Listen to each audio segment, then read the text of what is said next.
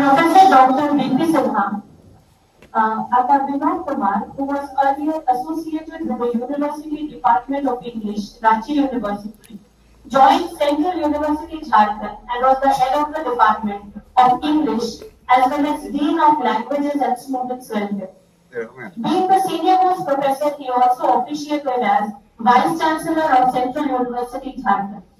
He has also received the highest academic degree of A.Lit in English literature, the only one in Jharkhand.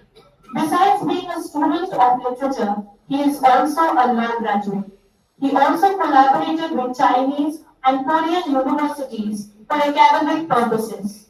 He is a creative writer, having published 20 books in Hindi and English. Stage plays in different cities of India, including Kolkata and Mumbai. He has also worked among tribals, making a film on tribals named Akram and winning worldwide acclaim for that film.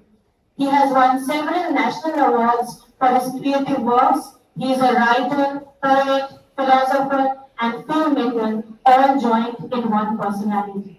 Thank you, sir, for giving us this opportunity to host you here today. Thank you. Please, sir, we welcome you to start with. Thank you, everybody. Those who are present in the one-day seminar on cinema and literature. This is a very fascinating topic when we are talking on cinema as well as literature. Now I take you back to 1,000 years back when there was no literature, no cinema, no language, nothing like that. We were mostly tribals, but we wanted to communicate. We wanted to express ourselves. So what we used to do? We used to do sketching on the stones and making faces to scare the animals, and we used to paint our faces, which is called pantomime technique in theater these days.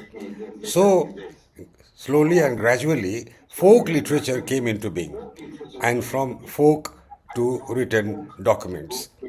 When we come, and cinema is now a very recent development. Cinema is not a very old development in human psyche. It's a very new development. And literature and novel writing is also not very old. Written, I mean. Folk was there, folk writing was there, folk stories were there, folk theater was there.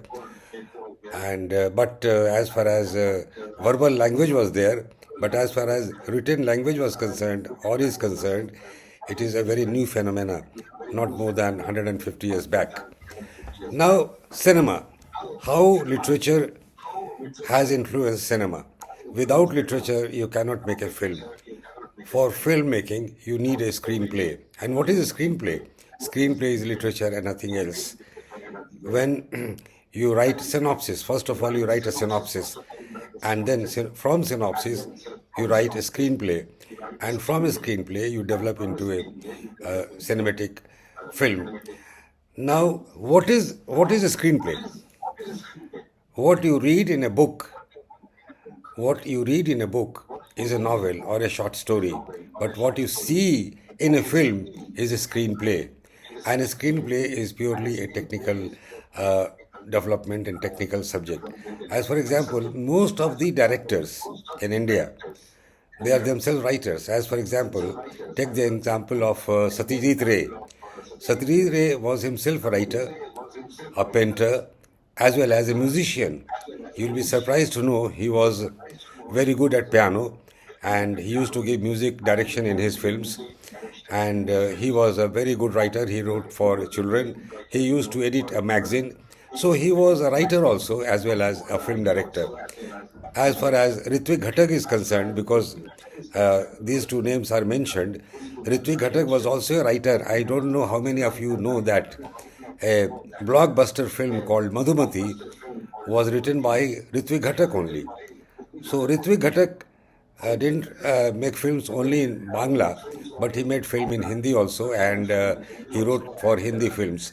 So these two, apart from these two, there are other directors in Bengali cinema like Mrinal Sen, Tapan Sinha. Tapan Sinha, well, he is underrated, but he is also a great director, and he also dependent on literature and literary books. So literature has influenced cinema in a big way. Now you take the example of Mahashweta Devi's Hazar Chaurasi Ki Maa. Hazar Chaurasi Ki Maa is based on Mahashweta Devi's novel, and she has written a lot of books on tribals and depressed people, and those ideas and those concepts have been uh, developed into cinema. So cinema has become a very big threat to literature in a way that nowadays we are not reading, we are listening. How? We are not reading. We are not reading books. We used to read books previously when there was no mobile, there was no laptops, but nowadays we are listening instead of reading. So cinema has posed a big threat to literature. But even then, I think that both of them can coexist because when TV came into being, they said that who will read the newspapers? And when cinema came into being, they said that who will see theater? But now theater is also existing, cinema is also existing, and books, people read books also. So these all can exist together, although there is threat, great threat between literature and cinema. Because literature is not only verbal, it is written, and cinema is verbal. And nowadays we find it very comfortable to listen, to see what is happening around through images. That is more important. Now there is one director who says that he doesn't require any literature, like Grotesky. Grotesky, who created Third Theatre, and you know that in Bangla literature, in Bangla theatre, Badal Sarkar created Third Theatre. He was influenced by Grotesky, and Grotesky worked for poor theatre, and he said that I need only actors and spectators, no literature, no work of art, and I can make a drama, I can create a theatre. And likewise, you can see film, film of Samuel Beckett's Waiting for Godot. Waiting for Godot is also absurd theatre, an absurd film, but it was made into a film. And so you see that there is connection between literature and cinema to a great extent. But nowadays they say and they feel that without literature also they can make films, postmodern films, post-colonial films. Without literature also you can make. You can take nuances, certain ideas, fleeting movement of life, and you make a film. Only fleeting movement of life, and you can make a film without literature. But for a bigger film, definitely you require literature. Without literature, film cannot exist because that is the base. Now I talk about Kurosawa. Kurosawa, the Japanese director, and he has great name. He has made lot of films, and he has made beautiful films. He has created Shakespeare in Japanese language, and he made a film called Macbeth, and he has shown that the character says blood, blood, blood, but there is no blood, and it is only abstraction, and he shows through dialogues that there is blood. So certain things have come into existence when we talk about literature and we talk about cinema. And nowadays, this film Macbeth, yes, Maqbool film has been made in Hindi by I'm forgetting the name of the director, but it is a good film, and he has given a new dimension. Any writer, there is a great fight between writer and this thing, filmmaker, because the writer wants film to be made as it has been written. But when it is transferred into cinema, the director has his own concept, has his own say. As for example, you take the example of The Guide.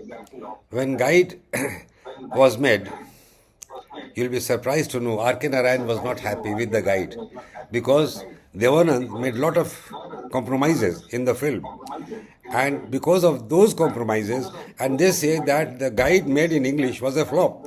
and Guide made in Hindi was a hit, super hit. Why? And though it was a very difficult film, a philosophic film, even then it was a hit because he has taken, he has given cinematic treatment for any work of art, for any work of art, literary or whatever it is. You have to give cinematic treatment, and cinematic treatment is entirely different than literature. As literature is entirely different than from cinema, cinema is entirely different from this thing, literature, because you have to use techniques, certain techniques, cameras, movements, etc., etc. So they are combined together, literature and cinema, and at the same time they are apart, and that is the beauty of it. If you have got certain questions, any questions you can ask, because it is already late and I have to attend another meeting in the university. So I'm asking for sorry that I cannot remain for more than 10 to 15 minutes with you. But even then, if you have got any queries, any questions, you can ask. I will answer your question.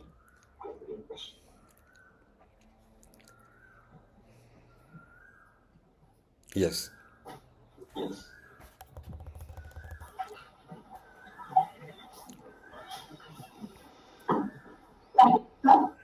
I will ask the house if they have any queries. For students যদি কিছু জিজ্ঞেস করতে চাও, if you want any question, then you can ask.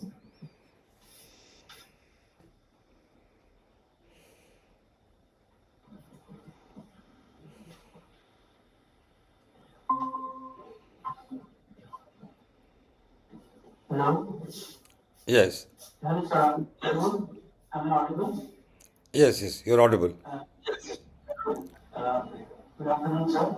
Uh, Thank you for your illuminating lecture. I would like to say, if you could like elaborate why cinema is different from literature, because as a student of both cinema and literature, I think there are many technical affinities in terms of representation. In, like, say, there's epic cinema, there's novelistic cinema, like Carter, for example, or Angle Police is associated with epic cinema.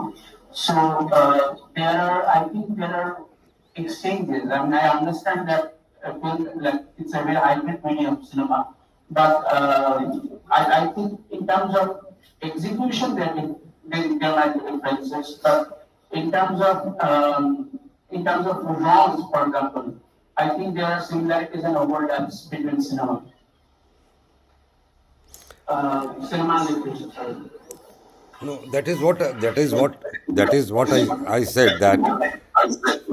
that cinema is dependent on a screenplay. Cinema is dependent on a screenplay, and you write a screenplay out of literature, literary work. And as for example, the Guide, I gave you the example of Guide. Guide, a screenplay was written by Perles Buck in English. Perles Buck. She wrote a screenplay of The Guide, and in Hindi it was written by Vijay Anand, and both are quite different, quite different than what R.K. Narayan wrote. Just imagine what R.K. Narayan wrote in Guide. Both the scripts, both the screenplays are different in approach. And when it was given a cinematic approach, again there were certain changes. So what I said, you don't make it in toto. Whatever it is written, you don't make it in toto, in totality, but rather you have cinematic liberty and you take liberty and make in your own way. But what nowadays in modern times, cinema has become a language in itself. Cinema is a language now. And that is what I say, that any fleeting moment of life, even without a screenplay, even without a script, even without literature, you can make a film, because cinema is like a language, is like a sign, if I quote postmodernist approach. So cinema has gone far, far away, and it is growing. Every day it is growing, because every day we are seeing short films, not only films but short films. We are seeing reels. We have got OTT platforms, And besides cinema halls, we have got OTT platforms, we have got TV serials, and they are doing good business. So, literature is very important. Screenplay is very important, but without a screenplay also you can make film because cinema is a language. I quoted Grotesque also. Grotesque says that he doesn't need any script. He doesn't require any screenplay. He just requires audience and the director. Thank you very much. Thank you. Thank you, sir. So can we have time? One more quick question. We have someone who wants to ask this one question.